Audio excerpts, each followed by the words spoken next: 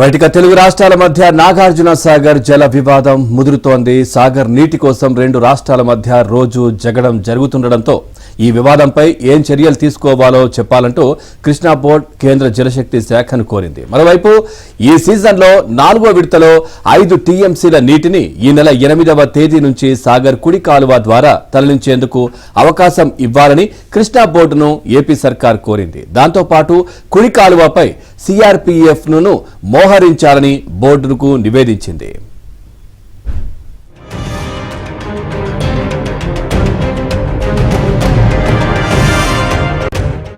నాగార్జున సాగర్ ఎడమ కాలువ కింద నీటి అవసరాలు తీర్చడానికి వీలుగా తెలంగాణ ప్రభుత్వం నీటిని విడుదల చేస్తుంది. ఇలా నీటిని విడుదల చేయాలని ఏపీ కోరడం, తెలంగాణ ఇప్పటికే నీటిని విడుదల చేస్తుండటంతో దీనిపై చర్చించడానికి వీలుగా ఇవాళ త్రిసభ్య కమిటీ సమావేశం నిర్వహించాలని కృష్ణా బోర్డు నిర్ణయించింది. అయితే ఆ సమావేశానికి తాము రాలేమంటూ ఇటు తెలంగాణతో పాటు అటు ఏపీ కూడా బోర్డుకు లేఖ రాశాయి. దాంతో చేసేదేమీ లేక బోర్డు చైర్మన్ శివనందన్ కుమార్ నిన్న కేంద్ర జలశక్తి శాఖ కార్యదర్శికి లేఖ రాశారు.